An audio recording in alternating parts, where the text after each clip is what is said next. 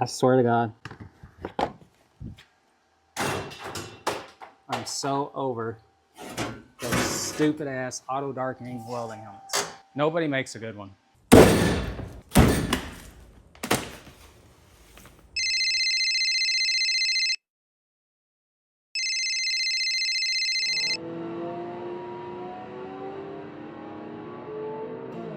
So ArcCaptain caught wind of the fact that I'd given up on auto darkening helmets, where I said nobody makes a good one anymore. They kind of took offense to that, and those crazy dudes sent me 2 helmets to review. Not pricey at all compared to some of the helmets I've already wasted money on before. I did tell them though in an email, like, hey man, just because you sent me this, I appreciate it, but that doesn't mean you're gonna get a positive review, so it better be good. And he, Colin there kind of giggled like, we're not worried about that. Just check them out, give us an honest review. That's all we want in return, so that's what we're gonna do. If I like it, I'm gonna tell you. If I don't, I'm gonna tell you. Let me tell you some problems that I have with auto darkening helmets. I think a lot of it is the environment I weld in.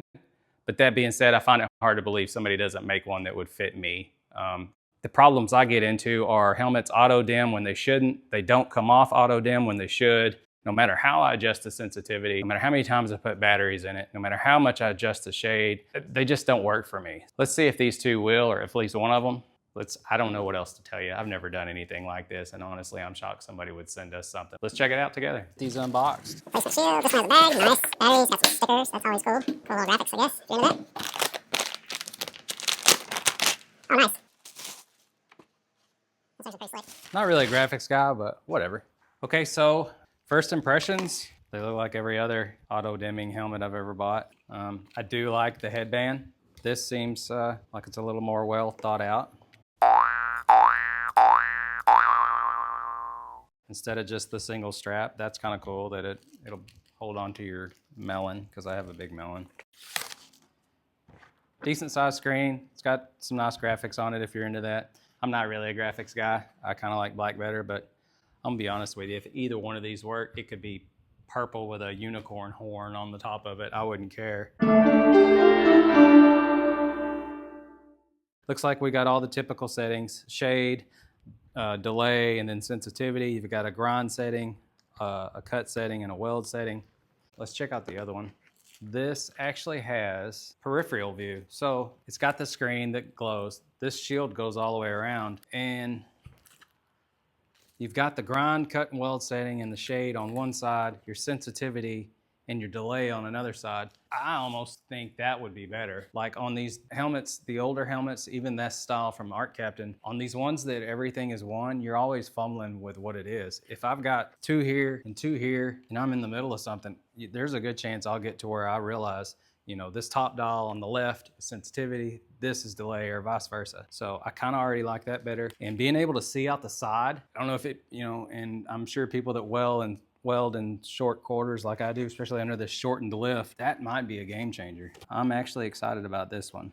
The side view stuff is intriguing to me. Both helmets come with batteries. Both helmets come with replacement shields. Both helmets come with stickers and instructions. This one came with a bag, that one didn't. This is really cool. I like these graphics. They're just black and white. They also sent me a nice skull cap. I'll definitely wear that. This even feels pretty good quality. It's almost like quilted. I don't know if that makes any sense, but one other thing on the first helmet, it's got this spotlight. At first I was like, man, I don't want to use that. That's going to be silly. I'm just not sure how often I would take the time to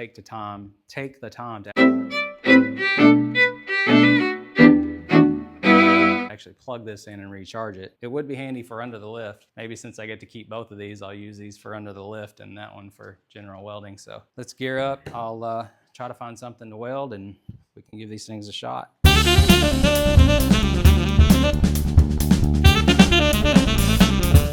So it's not as daunting because there's a crap ton of windows in this rig and there's no floor in it. So for argument's sake, that definitely will help weld. And then there's another setting. It's like a broader light.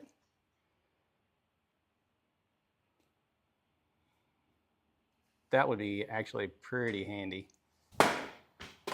Pele, Kobe. Oh, no seats.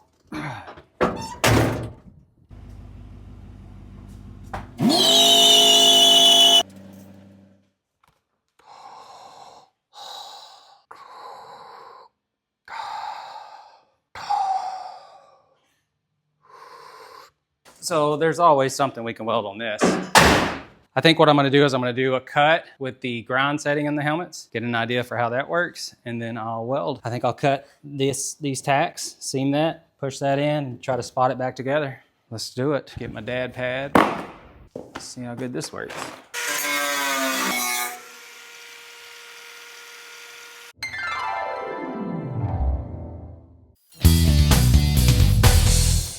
Okay, so full disclosure, the spotlight thing, already beneficial. Before I turned it on, I couldn't see underneath a flap disc when I was cutting. All I had to do is click that thing on. That thing is gonna be nice. So now I can push this stuff out and spot it where it's flat, flush. Yeah, I might be charging the light. I'm just saying. I would not have thought I would already like that. Okay, so of course, about out of argon. That's the story of my life.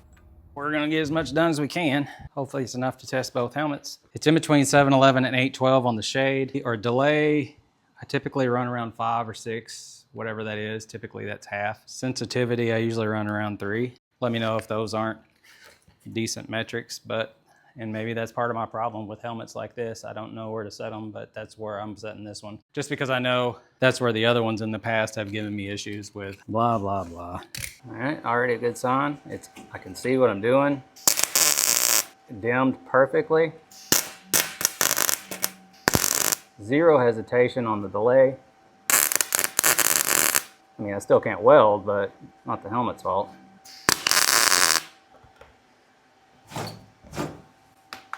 I mean, I really don't know what else to tell you. The thing shuts off when it's supposed to, comes on when it's supposed to. It's like, hi, I can see everything, blah, blah, blah.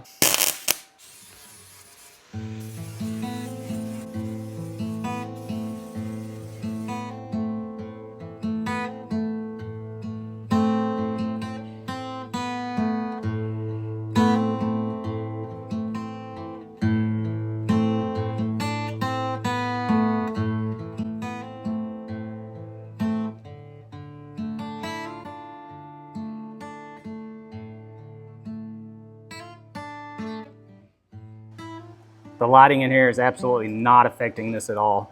The other helmets, I mean, I would literally, and you've seen me in videos, if you've watched the channel at all, you've seen me turn the shop lights off because the helmets don't, or put my hand over the sensor to get the thing to light up so I can see where I'm at.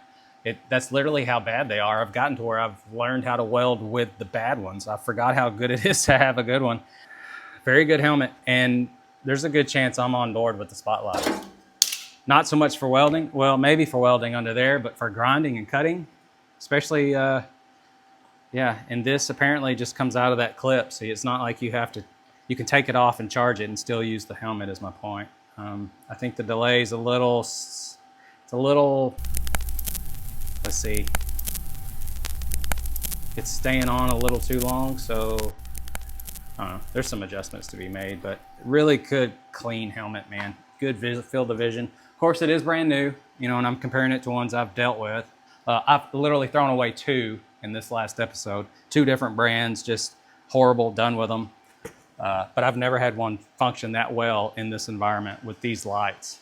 So if you're filming stuff, or if you've got these way overpowered lights for a small building, it seems to handle those well so far. Now I'm interested in that other one with the peripheral. I need to weld some more down there, but I really need to push that out some. Yeah. I'm gonna try this other one. So this is cool. It's got a sensitivity dial, and the delay is literally just 3 options. It's not something you have to dial in. It's got a fast, medium, slow. So I'll set the minimum and sensitivity. I'm gonna go 5, half. And then for the shade, it's a little more clear what you're getting, which is good. I'm gonna go 10-9 to, I'm gonna do 11-7, 12-8. I'll put it on weld. I'm sweating like a whore in church. Feels good, man. I like that big thing in the back. Nice knobs on this one. Bigger knobs, I like that. All right, first impressions with this one. Instantly, I can see everything. I can literally look up there, it's not dimming. I look down here, it's not dimming. Dims perfectly. And I can run this whole scene, prove that it's not dimming.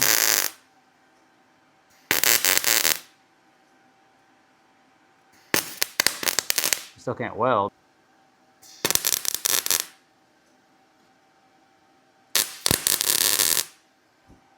This thing is money also. But I didn't even think to look out the side. You can see the camera. Hi. You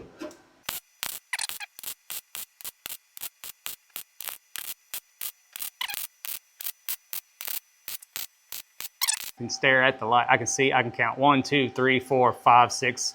1, 2, 3, 4, 5, 6 rings in the LED. I could have never told you that before, because anytime you look up at it, it's gone.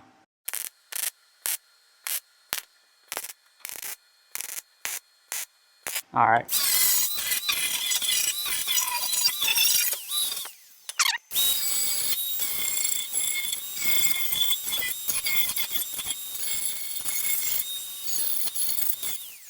All right, so I'm not gonna bore you with a Bronco Vic episode, but here's proof that I can see where the seam was.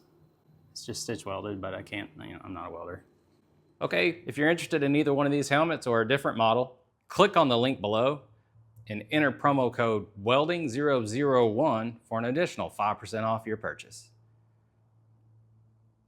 And I get it, they're new. Of course they're gonna work. The true testament, it will be 3 or 4 episodes in. Are they still working then? And we'll revisit these. I don't want you to think that this is a one and done deal. Later on, if they don't pass the durability test, I'm gonna tell you, for grinding and being under a vehicle that's on a lift, if you have one, or even if you're just under a car on a driveway, that might be worth your money. From a true welding standpoint, I think I like this one better just because the peripheral and the bigger screen. The actual dimming part are the same size, they're both identical.